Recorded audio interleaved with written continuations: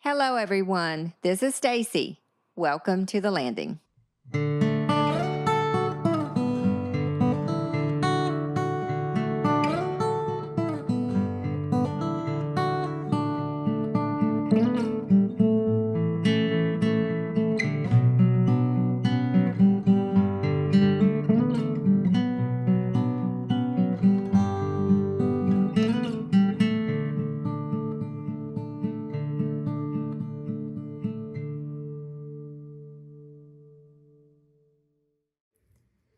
This month, we have brought to you real stories from real people who have weathered life's biggest storms, quite literally. Today, we are going to continue with two more special guests. Both of them have lived through the chaos, fear, and devastation of hurricanes, natural disasters that reshaped not only their homes, but their lives. First, we'll hear from Karen, who endured the wrath of a hurricane while living in Ocracoke.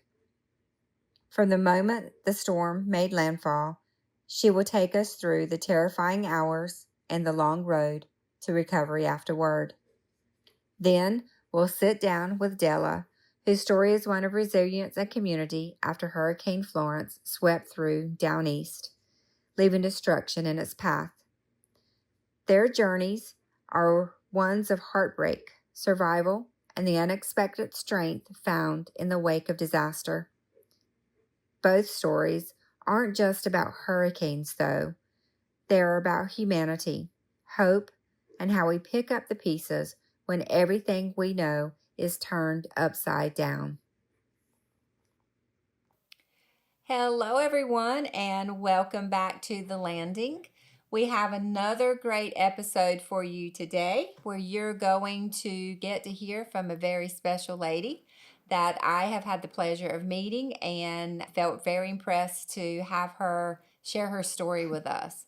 So before we go any further, I will give it over to you, and please tell us your name and where you live and what you do, where you're teaching. Well, thanks for having me. My name's Karen Teklinsky. I live on Ocracoke. I'm a teacher on Ocracoke. I have taught there for 6 years, and I am now teaching middle school and high school science. Oh, fun. We wear lots of hats on Ocracoke. Yeah, yes. We move around a lot, yes. Yes, ma'am. Well, you have been part of this wonderful Western North Carolina and Eastern North Carolina teacher exchange, and we've been able to share stories. And so I appreciate you being willing to share with us your story. So if you don't mind, Yes. we'll jump right in and tell us a little of Share my story. Just share your story. So this gathering has been is brought back a lot of memories. When you go through something this tragic, you tend to obviously want to forget about it. And since we've had Hurricane Dorian, it seems surreal. It's hard to believe that I was ever through such a thing and did, tearing out carpeting and cutting walls, and then to have to tear my house down after doing all the work. But so I had just bought my house in 2018. The year Florence went through. I was not living there, but my boys were already living in the house. And it was a very scary moment because they were on Ocracoke. And when you live on the island, you don't want to leave during a hurricane because it's really hard to get back on. Mm-hmm. So those people that left for Florence, had trouble getting back on because the roads, Swan Quarter Way, Cedar Island Way, you couldn't get back that way. Right. So people tend to stay when there's a hurricane, the ones that live there. Mm-hmm. So I moved there. I got a teaching job, so I moved down from Pennsylvania to the place that I had just bought the year before. I was really happy that I was going to be a permanent fixture there. Mm-hmm. Not long into the brand new school year, I was teaching fourth grade at that time. We hear about this hurricane, and I can remember exactly the last thing I did before we were off. I was teaching cellular structures with my fourth graders, and we made cookie cells. And I have pictures of them. When I look at that picture, I think, oh, that's the last thing we did. We had the next day off because the hurricane was coming, and they were starting to evacuate and to prepare. Which on Ocracoke is not an unusual thing. Like the No, hurricanes, residents here. Matthew was through 2 years before that, and my husband and boys were down there. We were looking for a house at the time, and they were staying in a friend who was selling the house that we didn't buy, but they stayed Matthew, and they sat on the porch and they watched the water rise, and it stopped right before it came in. So,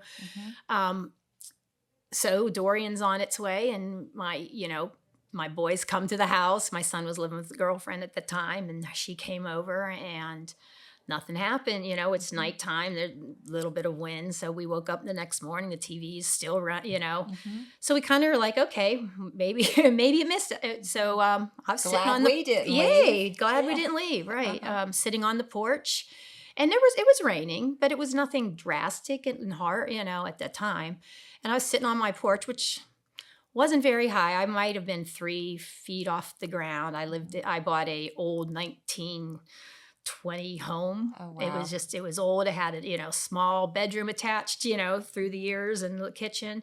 So I was sitting on my little teeny porch when, I called my mom and my sisters who live in PA, and like, oh, this is fine. It's, And you're safe because this house has been there 100 years. Exactly. Right? We've never seen water this high. This house has never been flooded. So we didn't think anything of it. Well, talking, drinking my coffee, and my youngest son, who was a fisherman at the time, he comes in, he has his waders on, and he's scared. He's panicking. He's like, we've got to get out of this house. I'm telling you, it's coming, Mom. And we're like, relax, relax. It's okay.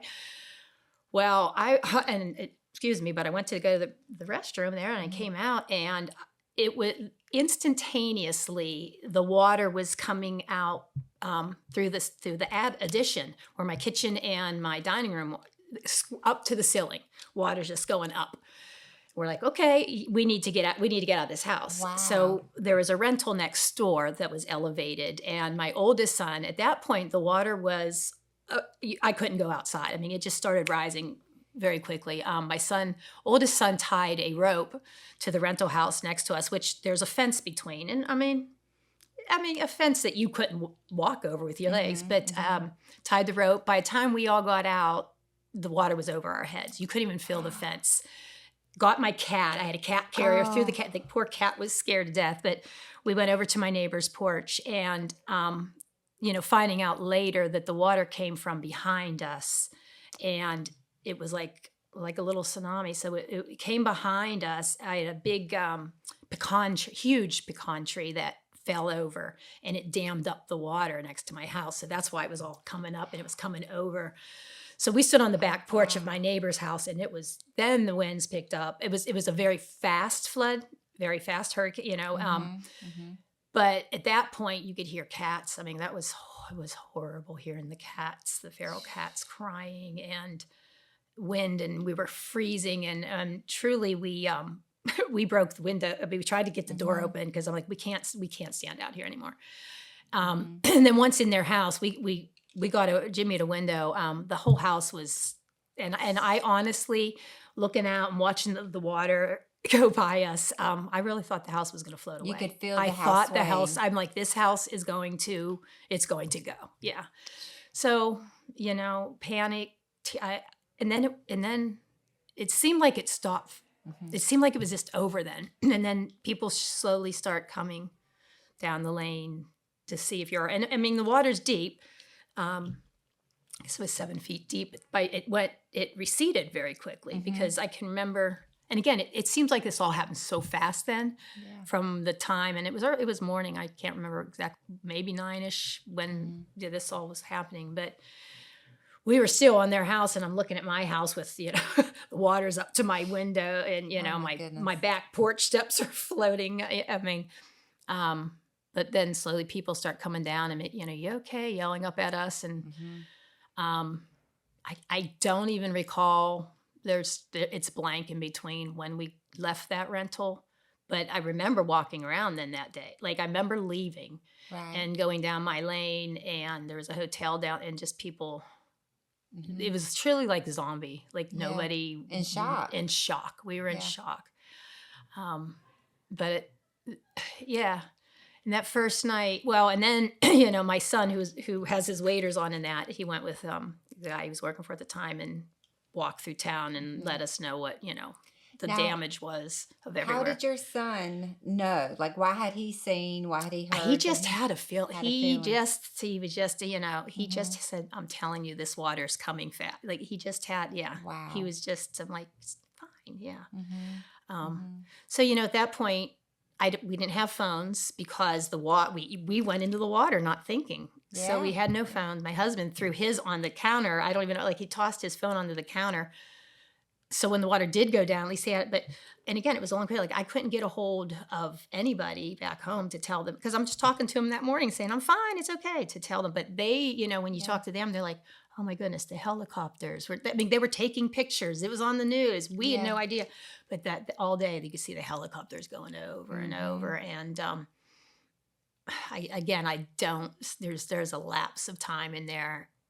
I didn't go anywhere else but maybe the lane. But I can remember when I did see, I just like, my house was, I'm like, I have nowhere to, like, and there's a hotel at the end of my lane. I remember going down and asking, I'm like, "Can I sleep?" She's like, "We have no rooms." I mean, they were getting people from, some people were up in their attics, some people were up on roofs, bringing them in boats and putting them, they were staying in a hotel. So for the first 2 nights, we slept in the house with the water still up, but the bed in my house with water still up to my steps. The bed was high enough that the water's below it. And then when it went down, the carpeting's all wet. So I can remember I put a towel at the end of my bed to go to the bath. Well, and then there's no bathroom. So I'd go out and grab a bucket and put it in my toilet to flush it. But I'd have to dry my feet, in the middle of Oh, my goodness. And then our neighbor, then thankfully, he had him and the Berkeley barn. They let us stay in one of their units for a while until Thanksgiving. And then we had to go somewhere else. There's a lot of moving around. But, at that point, everybody's like, "Okay, you got to cut the wall. You got to get that insulation out before it spreads." So, we're cutting walls, we're pulling carpeting. And then we were new there and didn't really know a whole lot of people to even. So at one point, I just felt like we were very by ourselves. No phone, didn't know, at one point I saw these men walking around with these orange vests. And I don't know if it was the first day or the second day. And I stopped them. I'm like, "Are you?" And they're like, "Oh, we're just knocking on doors to make sure everybody's out of their homes." And at that point, I'm like, I was mad then. I'm like, nobody came down our lane. Like, I'm like, well, nobody knocked on my door. I could be floating right now. I can remember saying that. Like, and I don't know.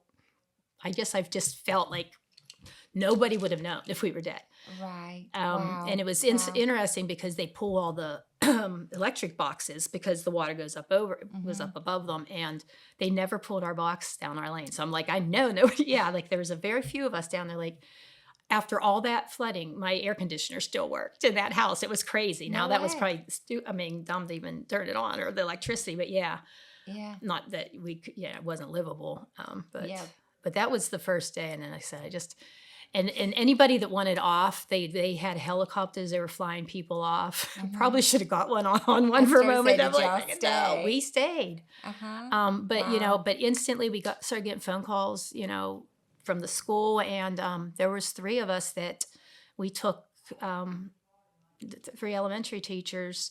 We took all the 3rd, 4th, and 5th graders to a place called Astro Camp up north. One of the teachers had gone on a field trip there and called them, and we made arrangements just to get the kids. Let's get these young kids out of here. Let the parents at least do something. Wow. So at that point, I occupied myself so much that I don't know.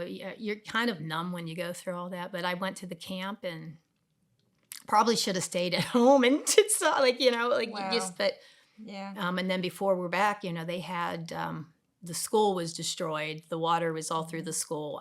So it was all but, and thank goodness I was one of the teachers. There were 4 of us on a second level. It was a newer addition to the school that didn't get water damage. The rest of the school was destroyed.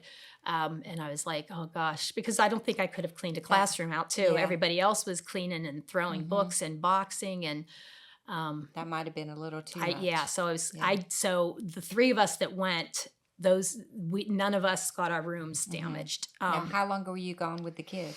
A full Oh, week. wow. And some of these Wow. kids had never been away from their families. Wow. But it was good. It was good to And get that them. did, I'm sure, help the families It did, yeah, because recover a little. and Get the stuff done. gosh, I can remember the one little boy. Kids are amazing, and like I said, I was teaching 4th grade at that time. They're so resilient. I mean, they just. Yeah. But at the same time, I know that. I mean, we did a lot of circle talk when we came back, and that's how we started. But so at one point at that camp, we had a campfire, and one of the little 3rd graders that I knew he was, but he looked over at me, and he was just so distraught. He was kind of shaking his head and kind of staring into space, and he was just like, I just don't know. He's like, I don't even know what to think. He said, the water was everywhere, and we had to get out. Like, Oh, my he was goodness. so, he didn't even, like He was still there. he was at camp with us at that Right. time. But in his mind. But in his mind, he was like just shaking, kind of like lost. And I was like, we called his mom, of course, and was concerned. But then I'm thinking, wow, yeah, like that was traumatizing to him. Yes. And, so we spent lots of time then. When we got back into school, we were in those rooms upstairs, but we used an old daycare center.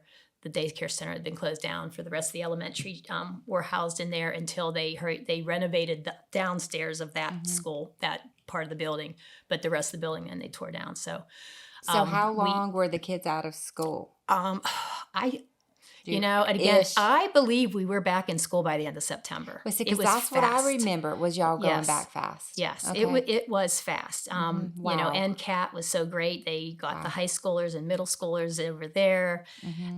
But so the island, of course, the road going north to Hatteras was washed out. So the only way we could get off was the long way around, Swan Quarter or coming over to Cedar Island. But yeah.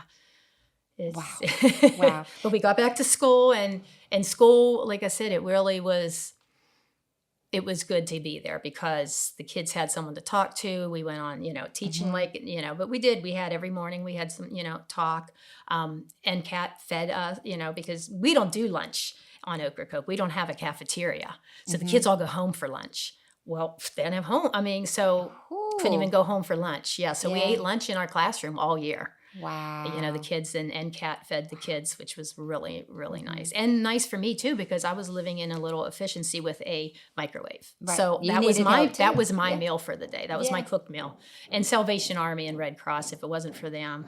Oh my that would, goodness. we got meals that, yes. Wow. Oh wow. Well, this story is amazing. Just on a end to end, what is your takeaway? Because now you have some time to be able to look back. And what is your takeaway? What do you have to say? Well, like now, I mean, I'm bringing back all these memories, but on my day to day, I don't even think about Dorian. I mean, I think about it, but it's so surreal. Like, I can't believe what I did, how I got through it, because I don't, like, if I think about it, I'm like, I don't know if I could do that again, but I guess I would. But, to be prepared for anything in the world, you just don't know when something can happen. And just like, with the mountains, water's scary. When I was a child in 1977, we had a flood. Where I was living in Pennsylvania. Johnstown is known for the great Johnstown flood. Well, it still floods in Johnstown, and it was the rivers overflowed. It was one of those downpours. So I can still remember that from when I was a kid, and going to the high school and eating food because nobody had, and the water and the roads and the mud and so. That when Dorian hit, of course, that was the instant. Like, oh well, I did this already. I can remember going and getting food, but I was young. Yeah, I didn't realize. I didn't know what everybody's cleaning the mud out of their kitchens and But from all of it, it just I don't know. You learn a lot about yourself. You learn a lot about others. You learn a lot about what you're capable of doing. What you're capable of. Yeah. Yes. For sure. Well, thank you so much for pausing and for sharing your story with us. Thank you. You've been an inspiration. Well, appreciate it. Thank you. Welcome, everyone. Welcome back to The Landing. I have a very special and dear friend with me today, and she has agreed to share a little bit about a time that was a little bit difficult, and that's an understatement. I'm sure you're about to hear about it. But before we get into it, I would like for her to tell us a little bit about her. So, if you will, tell us your name, where you're from, and who's your crowd. All right, I'm Della Brooks from Harker's Island, and I'm the granddaughter of Red and Kylo Brooks, and the daughter of Eva Brooks Chappelle and Preston Chappelle, and Bentley Brooks, John Brooks, and all those crowd is my folks, and folks may recognize when I say the Della John. She's now Mm. owned by Thomas and Monica Smith with Miss Gina's shrimp. But that was my granddaddy. He and my uncle built that boat, and she's named after me and my youngest uncle, John, hence the Della John. So Mhm. born and raised on Harker's Island, and proud to be here and glad to talk to y'all tonight. I love it. Lots of fine folks you just named, by the way. Okay. Well, Della, I appreciate you taking a few minutes, carving out a few minutes of your busy life to talk to us a little bit about a time that was hard and being willing to go back there with us. We are folks, we are going to be sharing a little bit about some experiences that Della had with a hurricane and the damage and all the trauma that it caused. Della, I'm going to let you start wherever you want. I guess maybe start with which hurricane it was, and we'll kind of start there. So yeah, it was Hurricane Florence, and it came in the 13th and 14th of September, and it came in on my 43rd birthday, Oh my goodness. and yeah, so that was a good birthday present. Mm, Um, and we were home. We decided to stay home. Wendy and I, and my mom. She stayed to our house with us, and we had actually just had two orphan kittens that we had found. We had took them in and were raising them and had them fixed mm-hmm, a few days before the hurricane hit. And of course, we had our dogs, our two mm-hmm. dogs. So we had a house full, but we chose to stay. We don't leave. Mhm. You Have know, I you guess ever left, Della? I left one time. We left one time when I was a young kid, maybe 8, 10 Mm-hmm. ish. Mm-hmm. I remember it, and I weren't very old. And we went to Greenville to my stepdad's, and the tornadoes like to killed us. So we swore that we were never going to leave again unless it was real, real bad. Right. So that's the only time I've ever left. And we've just always hunkered down. We've always had our livelihood here with the boats, Mm-hmm. and everything you got here. So we've always stayed, and Yeah. that way we could keep an eye on everything and be here as soon as it lets up. Right. Right. So that, I mean, that's kind of how, that's how I was raised too. It was like a no-brainer. It's like, yeah, the hurricane's Yep, coming, so we're going to hunker down, get groceries, and just stay put. yep, Yep. So continue on now. The storm's coming in. It's your birthday. You know it's going to be a bad time for a little while. Just kind of yeah, lead us through. yeah. So we we were always uh concerned because you never know what they're going to do. They slow down, they strengthen, and then they Hmm. then they weaken. Yeah. Well, Florence she was just moving so slow. And we knew it was going to be quite a bit of rain. But she basically stalled out over us for about 36 hours, blowing 100-mile-an-hour sustained. Mm. And we we had been in our house about 5 years at that time. Had just refinanced about a year prior, Mhm. had gotten an awesome interest rate, had knocked about 12 years off of our mortgage, Oh my and gosh. Yeah, well, actually, we had 7 years left. We had paid ahead to try to get our house paid off, and we had about 7 years left on it. And Tickled to you death. always, yeah, you always worry, and well, it wasn't too long into the storm. Of course, it's always seems like it's worse at night, Oh, yeah. but you know, pretty early on into it, I feel like it was probably maybe some water spouts that came over, and we just heard like a roaring, and basically you could hear it just ripping the sections of shingles off, Oh, my goodness. and we it ripped the two sections off, and then it just basically our house flooded from the from the ceiling down. Um, and we literally, not too long into it, had what looked like rivers running down our walls.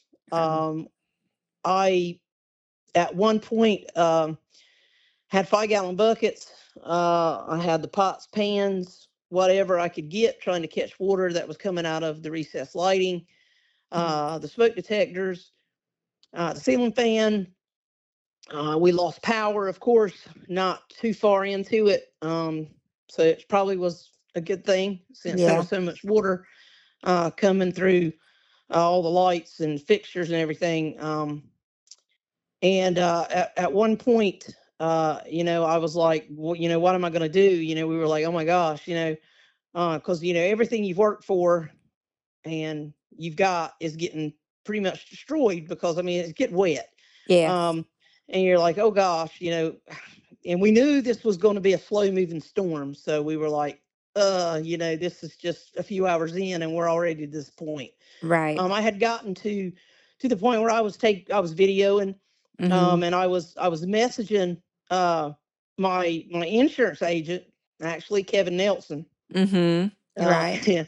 And I was saying, Kevin, at what point, I mean, what do I need to do? Like I'm doing all I can do here. And Right.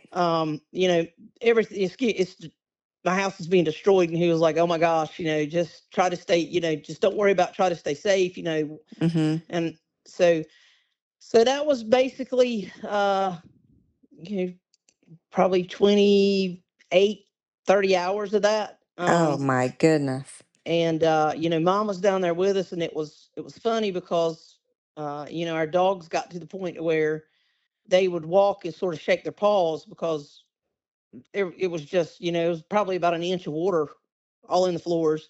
Wow. I've got videos of it all, Mm-hmm. pictures.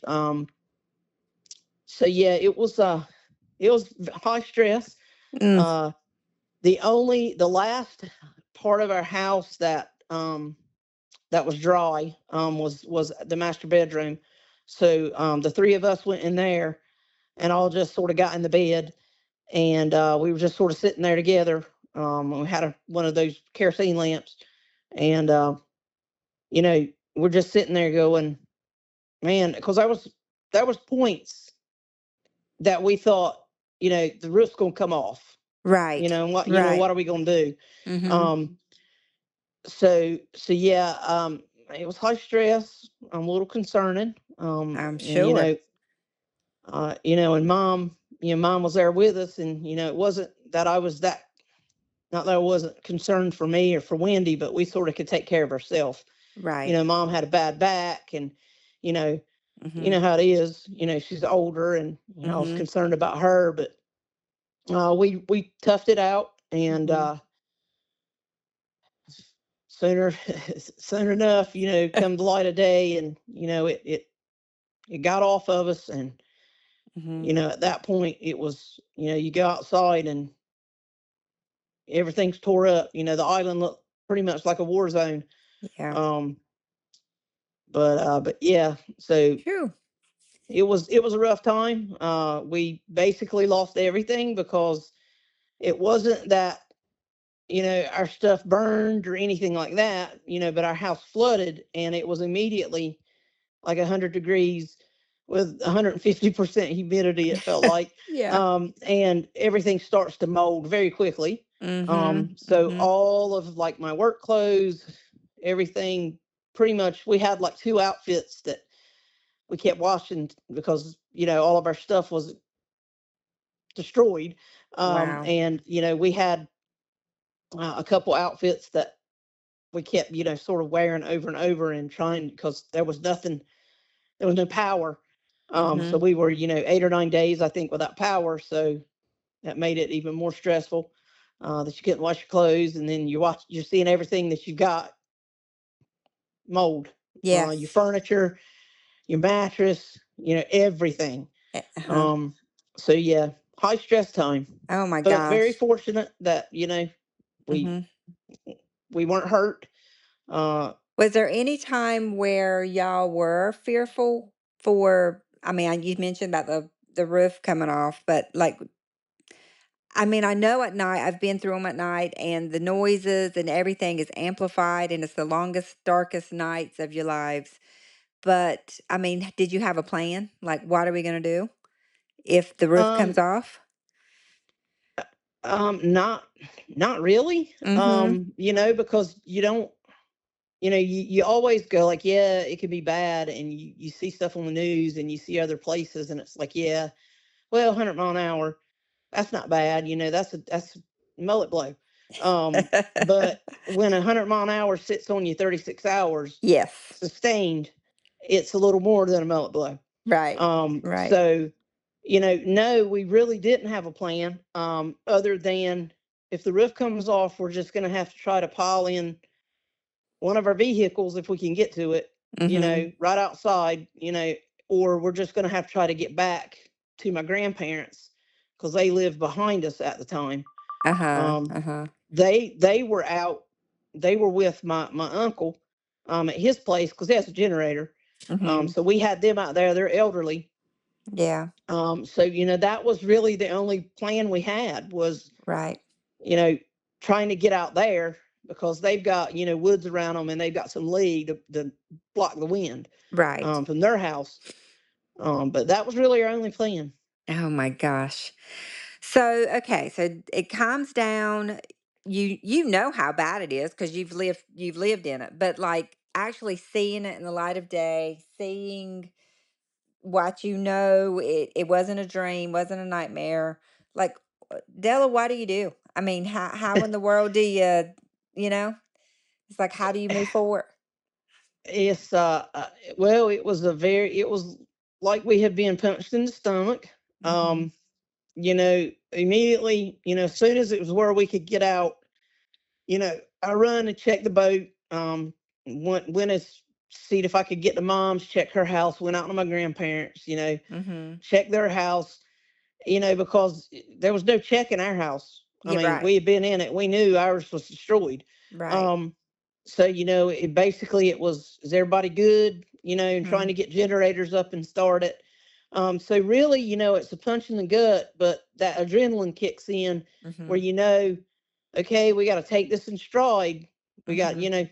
we Yeah. got to, put our boots on and get out there and get at it because it wasn't just us that Mhm. things had happened to. I mean, a lot of homes on the island had damage, got destroyed, had, flooding, Yeah. either, storm surge or, roof damage. Yeah. Um, so, it was one of them, hey, if you got everything, do you need anything? If you got fuel for a generator, it was basically the Mhm. way the island, we sort of pick up and help each other. Right. So, it was a blow for sure. Um, Mhm. but we persevered and Mhm. we're strong, we're island strong, and Yeah. the anchor holds, and that's just what we do. Yeah. I um I remember because I wasn't there during that storm. I was off the island, and but I remember when I went home as soon as we could to hmm help and to see, and I have never in my life seen so many blue tarps yep. in all my life. It's like amazing. Mom and dad had told me, I had talked to some other folks, but seeing it, like you said, it described it as a war zone. That's what exactly what it looked like. Yeah, and the Um, whole, the section of the road had washed out to the bridge. yes, So, yes. that wasn't the Mhm. safest for people to Mhm. come on, and only one Mhm. lane in that one section. Yep. um Yeah, it was a stressful time. It was stressful. Now, looking back, because you've had time to heal, and you're living in a new home now, and think time has a way of making things come into clear focus. Hmm. Um, a silver lining, like what strength or what positive note can you take from this very hard life lesson? Hmm. Well, the If one thing anything. I'll say, one thing I'll say is whatever you do, if you can afford it, please have insurance. Mm-hmm. Um, Mm-hmm. and I say that not that I mean our home was a total loss. Mm-hmm. Um, I owed a mortgage, um, and my coverage, I didn't have a whole lot of overage. Mm-hmm. Um, to put down on a new home or to rebuild, but Yeah. at least it paid my mortgage off, and I had a little bit of money to move forward with a down payment for something. Right. um so insurance, and my insurance is with Farm Bureau, and they were fabulous. Mm-hmm. um I'm not I'll just say it, tell it how it is. They were fabulous to work with. Mm-hmm. Well, um that's important because you hear horror stories. Yep, and I and Mm-hmm. I I heard horror stories. My gosh, Della, who's your insurance with? Mm-hmm. I can't even get an adjuster to come out here, and I'm like, well, I had an adjuster here like 2 days, 3 days later, I had an soon as adjuster he on the could get to phone us. while it was happening. Yeah, I mean, I had an adjuster come from the other side of the state, Mm-hmm. and he Mm-hmm. come, and so they were fabulous to work with. Yeah. And the silver lining, I've never seen as many people come together from Mm-hmm. all over. Mm-hmm. I've got friends that I met from Beaufort County that came down here, and they were just cutting limbs and cutting trees down and trying to help people, get stuff off their homes. And we're still friends to this day. And, Mm-hmm. matter of fact, one of the couples, they got a little boy now, they bought a house on the island. Oh So wow. we've got lifelong friends. Mm-hmm. That we met then during that situation. And we're still friends, and we see them all the time now, and now they've got a place here. Mm-hmm. Um, so Wow. and I've never seen as many people just, man, our fire department was overflowing with stuff, Yes. paper towels and Clorox, and the Mm-hmm. churches, and LDS church, they have Mm-hmm. those buckets, we called them. Yes. Yes. And the helping hands, or I can't remember what they were called. I Mm-hmm. think it was the helping hands. Yep. They came and they helped my grandparents' yard, and Mm-hmm. picking up stuff, and it was just all over the island. It was like people came out of the woodwork, so to Mm-hmm. speak, Yep. to help. And it's just when you've had your breath knocked out of you, and Mm-hmm. your knees knocked out from under you, and you got nothing, and you've lost everything, and you got nowhere to live. Mm-hmm. And you see all these people come, and you've got, Heather at the fish hook, Heather Brushwood at the fish hook. Mm-hmm. She had no generator, so she was going to lose all the stuff in her freezers. Oh And wow. she said, "No, I'm not going to do that." Mm-hmm. So she cooked it. She cooked everything up there. The crowd went there, volunteered, helped her, and they fed I don't know how many people. Oh wow. They fed multiple different meals. Mm-hmm.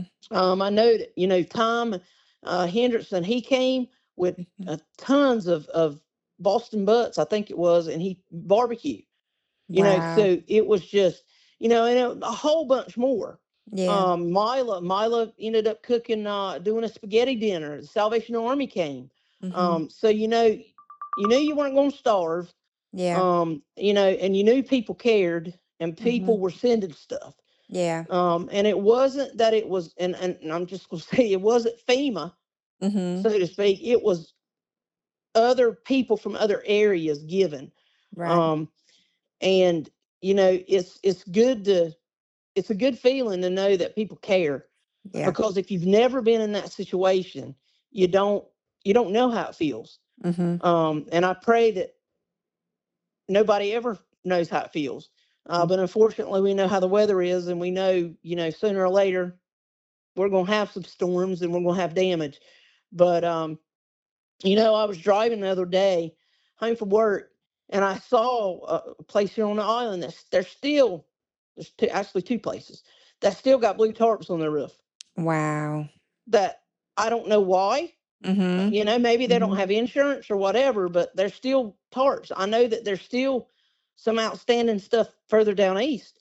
Yeah. Because I go to the meetings and stuff where we talk about down east the flood problems and the tide and all that, and I down at the museum, Right. I'm involved in that, so I go down there, and I know that there's still folks that they didn't have insurance. Mm-hmm. You do the best you can. Right. So that's why insurance is very important, and I've never seen people come together the way they did to help uh, down east, but I'll specifically say to the island because I was here and I saw it, Yeah. and it was greatly appreciated. Yeah. Wow. Wow. Wow. Well, Della, I appreciate you sharing your story. And I think one thing that it's definitely loud and clear is it was hard, but there was always hope. And hope can make you do things, Abs- can it? It can carry you. Absolutely. Yeah. Yeah, I mean that's what you got at the end of the Mm. day, Yeah. and it's like, you know, you think about things, and it's not just with a hurricane, it's just life in general. Yeah. You got to play the hand that's dealt you, Mm-hmm. and whether it's good or bad, you've got to make the best of it. And that's what we did. Yeah. Um, Yeah. and we stuck together, and we couldn't rebuild because things were so expensive. Um, you know, Stuff was just outrageous, and the quotes we were getting for a house was a whole. I mean, there was no way we could afford it. So we ended up and lucked up, and Alton Paul, God bless his heart. Yeah. I called him. I said, Alton, I got it. We got to try to find us a house because I can't rebuild, not the prices. He Mm-hmm. said, all right. So he said, I got you. So we went and seen a couple houses, and we ended up where we're at now. Mm-hmm. Um, and silver lining, we got a nice home. And Alton, he stuck with us through that, and got us worked with us to get the house we're in now, and Mm-hmm. just lots of blessings from all around. Yeah, We're for very sure. blessed. For sure. Well, I love you, my dear, and I love you too. I am so glad that I'm sorry you have went through that, but I am so glad that you were willing to share your story with us. Absolutely. Well, thank you, and I'm gonna have to get you back on here for something a little more fun to talk about. But Yeah, maybe some Christmas lights or something. there you go. And that'll be here before you know it. Absolutely, it will. Yeah. Well, thank you so much, and you take care. Yeah, you're certainly All welcome. right. Thank you. Bye. Bye bye. Thank you for joining us again to The Landing. This podcast is brought to you by the Coarse Sound Waterfowl Museum and Heritage Center. I am your host, Stacy Davis Baston, and today's podcast was produced by April Davidson. Tune in again next week as we continue remembering, sharing, and learning together. Until then, stay safe and be kind.